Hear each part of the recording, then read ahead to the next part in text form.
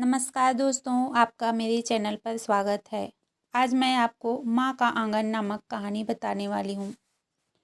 एक शांत हरे भरे गांव चंदनपुर में सरला देवी नाम की एक दृढ़ सहनशील और बेहद स्नेही माँ रहती थी।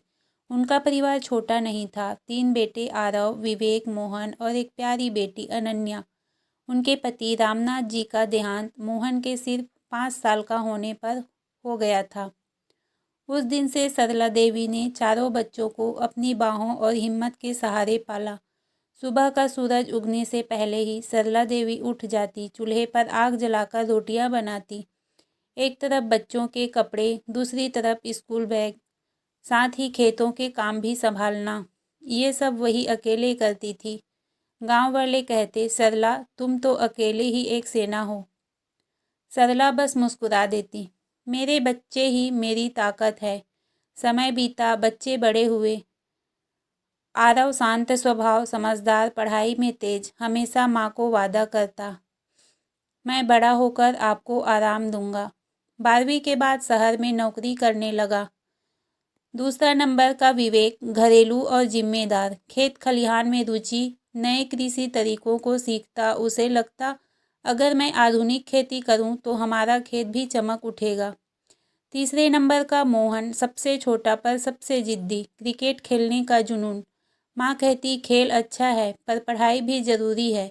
वो मुस्कुराता, पढ़ूंगा भी और खेलूंगा भी माँ। चौथा अनन्या, घर की रौनक, पढ़ने लिखने की शौकीन, सपना था मैं एक दिन टीचर बनूंगी। माँ उसका सिर सहलाती, तू तो मेरी छोटी सी रोशनी है। जैसे जैसे चारों बच्चे बड़े होने लगे, उनके रास्ते भी अलग होने लगे। आरव शहर में नौकरी में इतना व्यस्त कि फ़ोन भी रात देर से करता। विवेक खेती में नए प्रयोगों में लगा रहता। मोहन खेल के लिए शहर शहर जाने लगा।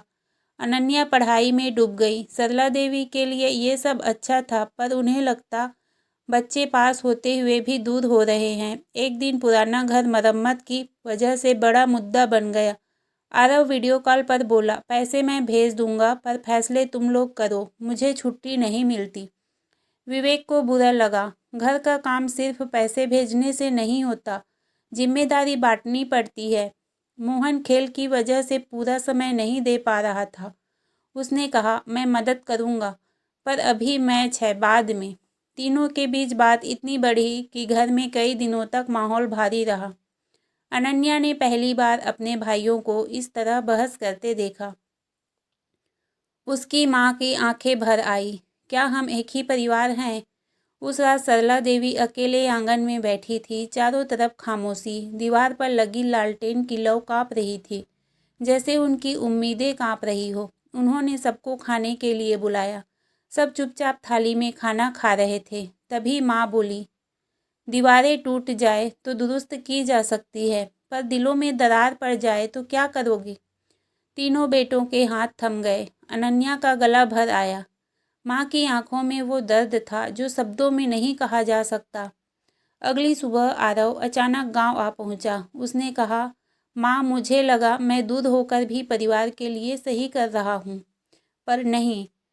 विवेक ने बिना कहे ही खेत का सारा काम छोड़ दिया। मोहन ने कोच को कहा, 1-2 दिन घर पर रहना है, ज़रूरी है। चारों भाई बहन माँ के पास बैठे। काफ़ी देर तक कोई कुछ नहीं बोला। फिर आरव ने कहा, हम सभी बदल गए हैं माँ, पर हम साथ रहेंगे। विवेक बोला, घर हम सबका है, फैसला भी सबका होगा। मोहन बोला, मैं अभ्यास करूँगा पर घर पर भी देखूँगा, वादा है। माँ की आंखों में चमक लौट आई। उन्होंने सभी के माथे पर हाथ फेरा, बस मेरे बच्चों, यही तो मैं चाहती थी। मरम्मत का काम शुरू हुआ। आरव नक्शा लाया, विवेक ने सामग्री देखी, मोहन मजदूरों की मदद करता, अनन्या पानी और नाश्ता देती। काम करते करते उनकी हंसी, बातचीत और साथ में बिताया समय रिश्तों में जमा धूल झाड़ रहा था। पूरा गांव कहने लगा, सरला के बच्चे फिर से वही पुराने एकता बन गए हैं। मकान बनने के बाद आरव को शहर में प्रमोशन मिला, पर उसने कहा, मैं महीने में 2 बार गांव जरूर आऊँगा। विवेक ने खेतों में ड्रिप सिंचाई लगाई। कुछ ही महीनों में फसल दोगुनी होने लगी।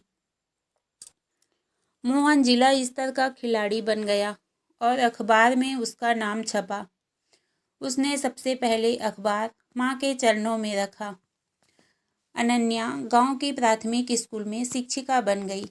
बच्चे उसे दीदी कहते और उसके पास दौड़ कर आते। शाम को आंगन में बैठते, पीपल के पेड़ के नीचे चारपाइयाँ डालकर चाय पीते। माँ उनके बीच बैठी रहती। उनकी भारी होती आंखें अब चमक में भरी थीं। वह बोली, मेरे बच्चों, ये घर सिर्फ ईंटों से नहीं बना, तुम्हारी एकता, प्यार और साथ ने इसे घर बनाया है। चारों भाई बहन ने एक साथ कहा, माँ, हम कभी अलग नहीं होंगे। माँ मुस्कुराई, अब मेरे आंगन की धूप हमेशा खिली रहेगी। तो दोस्तों, आज की यह कहानी कैसे लगी कमेंट के माध्यम से ज़रूर बताएं। धन्यवाद।